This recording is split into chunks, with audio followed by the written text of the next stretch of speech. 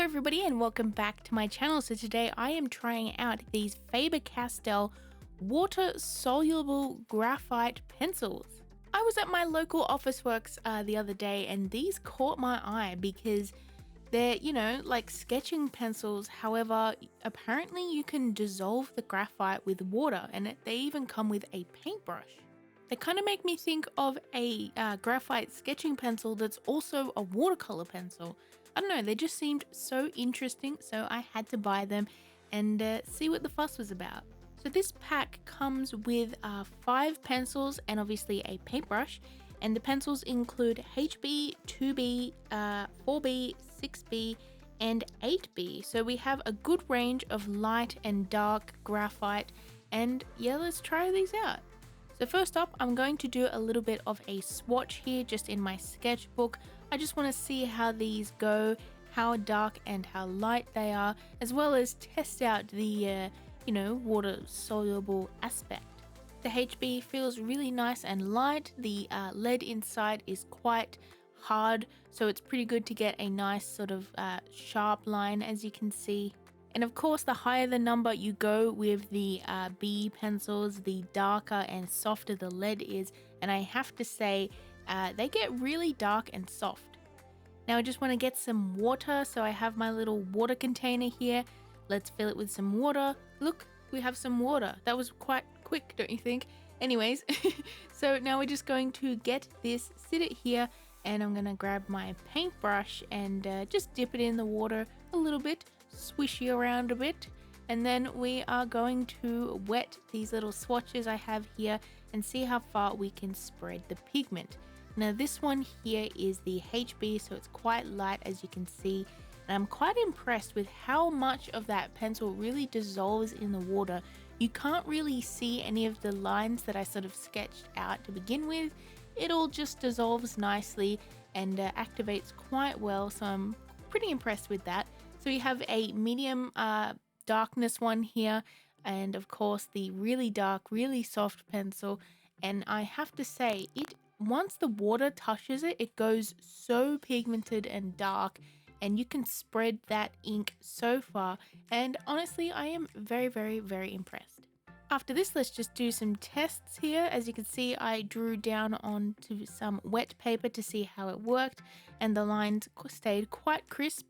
And now I'm testing out how well you can erase it, and as I guessed, you can erase them quite well, but obviously the darker the pencil, the harder it's going to be erased, as well as the fact that I tested out to see if these pencils erase well after they've been wet, and they seem to stick a little bit more, but you can erase them a tiny bit after they've been wet. So now that testing has been out of our way, we can start with an actual artwork here. And of course, I've decided to use some watercolor paper because this is basically kind of like watercolor pencils, except it's graphite instead of, color. And I'm just adding in some tape here around the edges to keep it nice and flat, as well as give myself a little bit of a border. So I've been thinking about what I want to draw today, and honestly I kind of want to try something a little bit different than I usually draw. I want to draw a portrait of a person, and this person that I want to draw today is Bo Burnham. I recently watched his Netflix special, and honestly it is the funniest and very emotional thing, but I really, really enjoyed it.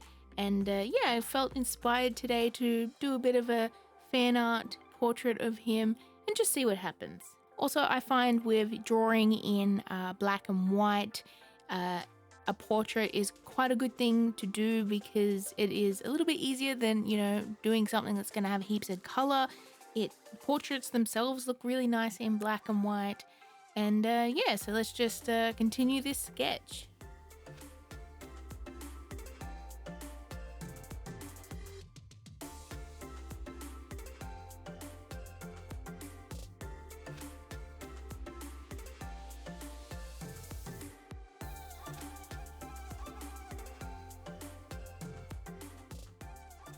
So I've started off this sketch here. Now I do have a reference off the side on my iPad, and I'll show it on the screen because what I've actually done is I've taken a picture from one of his songs, and then I've drawn a grid over the top of it, and I'm kind of using that as a reference, and that grid actually helps me to find where to draw things. Now I'm not actually going to draw a grid on my piece of paper, even though that works even better because you can be like, this goes here, this goes there, and stuff like that. Honestly though, I'm terrible at drawing grids by hand and I'm kind of lazy, but this still works for me, I think.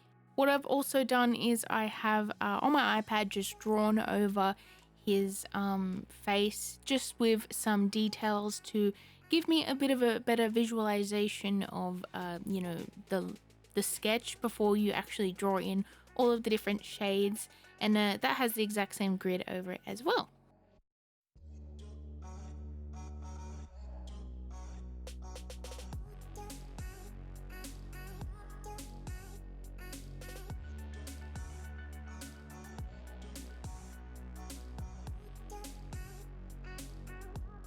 So we're getting there now, and honestly I think it looks kind of funny the way his face looks.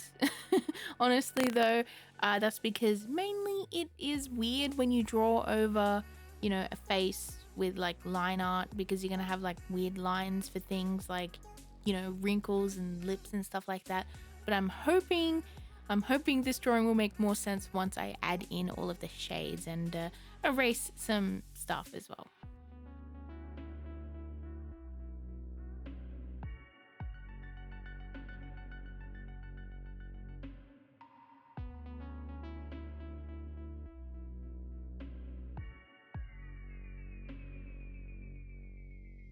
Okay, so I've got most of the beginning sketch done. I'm just gonna add in some very, very light, layers here, because I really want to work from light to dark, because it is so easy to add in shade, but it's very hard to, remove that shade and make things lighter. So I think I'm gonna go in with my paintbrush now and just see what happens when I wet some areas and blend them out, like the skin. So most of the sketch here is just done with the HB pencil, the lightest and hardest of the leads. And yeah, I like this because it gives you quite a bit of control versus just using one pencil, because it's so easy to add too much. I've done that in the past, but yeah, I'm just adding a little bit of water here to some of the areas where it's going to be the lightest, like his skin. And yeah, this pencil activates pretty well with the water, as you can see. And let's continue.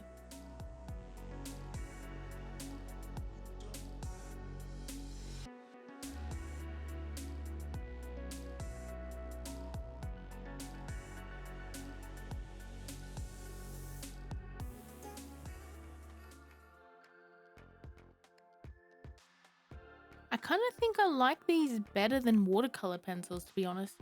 Probably because they're just a little bit easier to use when you don't have to worry about, you know, uh, colors and stuff like that. You can just like add, shading and tones and stuff. But yeah, for the price that I paid for these, pretty good.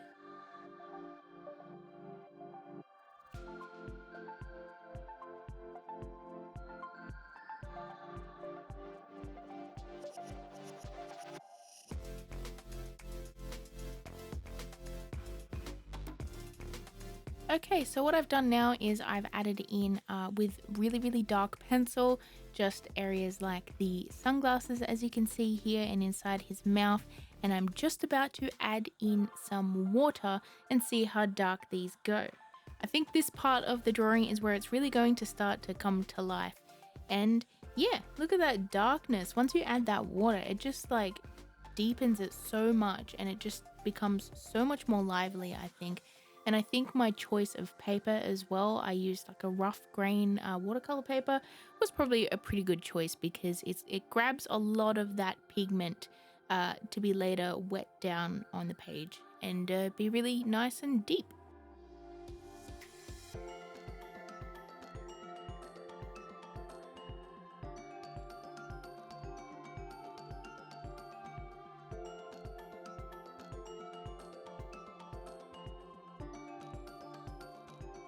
Now I'm just doing the same thing in the hair, but I'm trying to keep my brush strokes kind of light and wispy, kind of like hair, you know, because that's what I'm painting.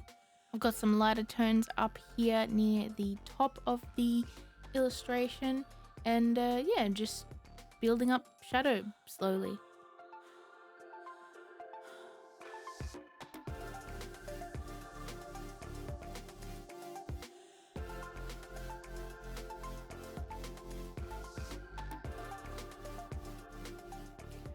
So now I've got his beard done and it's starting to look quite a bit better, but I'm still going to just add some details over the top and start working on his little mustache as well.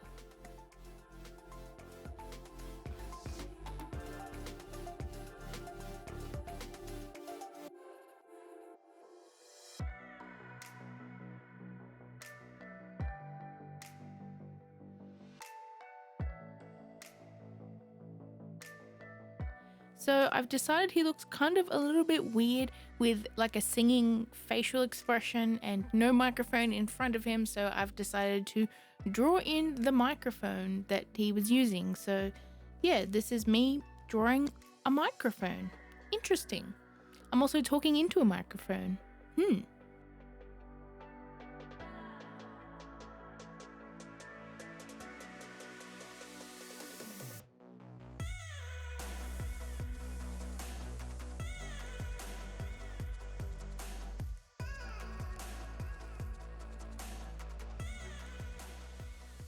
Microphone complete. Now it's time for me to add in the background. Now my reference sort of has some like dark shapes, and there's also a little bit of a shadow behind him, I guess, from his head.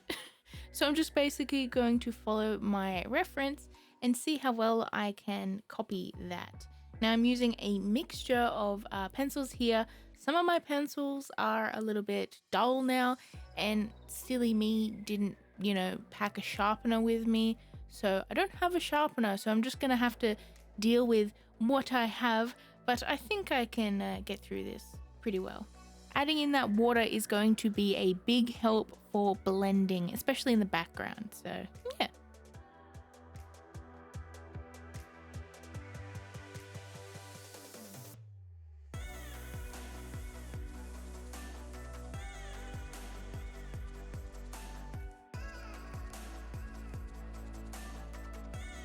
Now I'm just putting as much color and darkness as I can on the right hand side of the page here, because with my reference that is pretty much pure black, which looks really cool because I love the contrast in this image.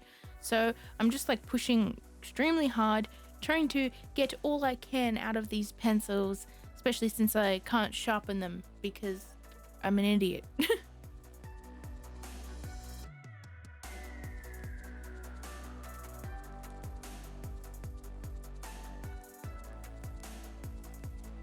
So now it is blending time for the background, and look how satisfying this is. Just adding the water over the top of these pencils, and they just instantly melt into that water and produce a super dark paint. I swear this is like darker than any black watercolor I've used, to be honest. Honestly though, black watercolor isn't very dark, and this just looks super nice and crisp, almost like an ink. But this is graphite, it blows my mind.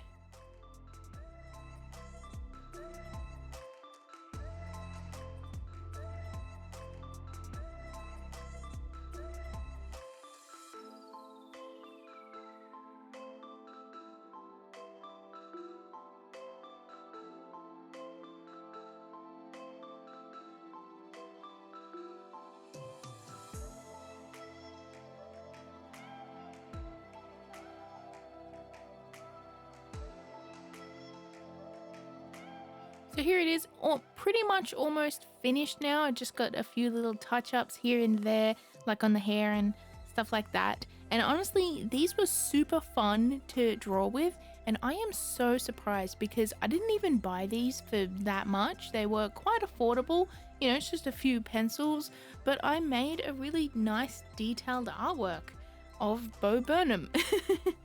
So anyways, here is the final results and final show off of this artwork. And if you enjoyed this, please hit that subscribe button if you haven't already, and comment below what you think of my artwork, and let me know if you've watched Bo Burnham's Netflix special.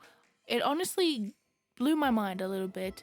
There was laughs, there were tears, there were everything. It's a really good show and I recommend it. So anyways, thank you all so much for watching. I hope you enjoyed this video, and I hope you guys are having a lovely week, and I hope to see you in my next video. Bye everyone.